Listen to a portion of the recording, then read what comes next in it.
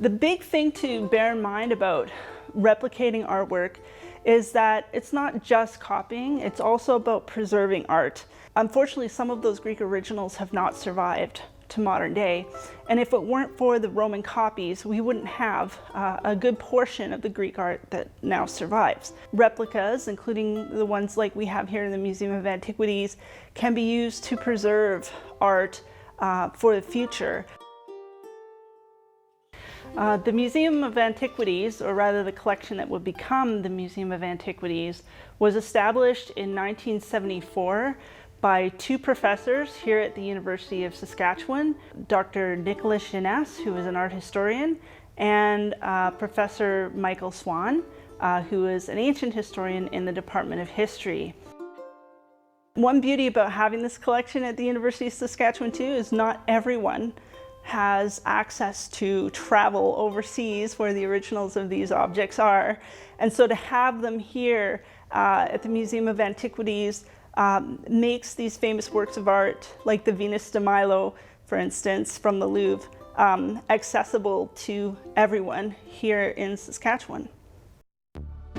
So while the collection started initially as a plaster cast collection of ancient Greek and Roman sculpture, over the years it has continued to grow into other cultures such as ancient Egypt and the ancient Near East, as well as medieval Europe.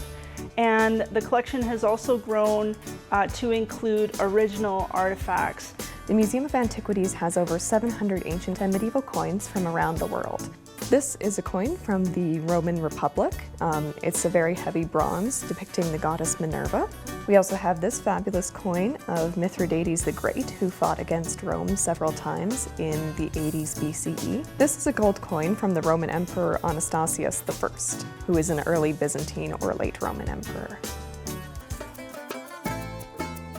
One of our most popular items in the collection is our Egyptian false door. It dates to 2200 BCE, so it's over 4,000 years old. And it comes from the tomb of the priestess of the goddess Hathor. So the false door was originally situated in this priestess's tomb. So the Egyptians had a very strong belief in the afterlife. The purpose of the false door is as a spirit portal. There are stories that the portal may still be active. So it's very much a highlight on the annual ghost tours that are run here at the University of Saskatchewan. The Museum of Antiquities has also ventured into creating replicas of its own, including this example that we did through 3D printing. This is a replica of the dancing faun, and it decorated the impluvium, which is a small pool that was in the atrium of the House of the Faun. So it's one of the most famous finds from the site of Pompeii, which was buried in the volcanic eruption of Mount Vesuvius in 79 CE. So the Museum of Antiquities is a small but very active museum, programming for K-12 schools, a variety of workshops that we've set up. We also do a lot of other programming, especially for kids, our most popular being the Ancient and Medieval Adventures camps. And recently we have started programming for adults, educational programming. And one of our most popular events is Evening with Sven, which is a Viking-themed workshop. We also run a volunteer program, largely geared towards university students, but we welcome people from the general public as well.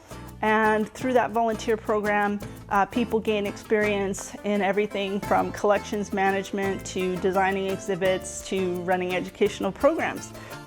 So I've been with the museum for 6 years and I've learned so much in my time here, including collections management. I've learned about coinage and researching the collection. I've been able to work hands-on with the coinage as well.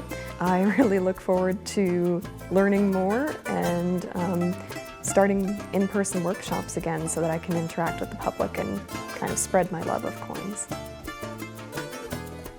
We're very happy to be able to provide experiences to everybody in the community on something that's very unique and not really found anywhere else in Canada.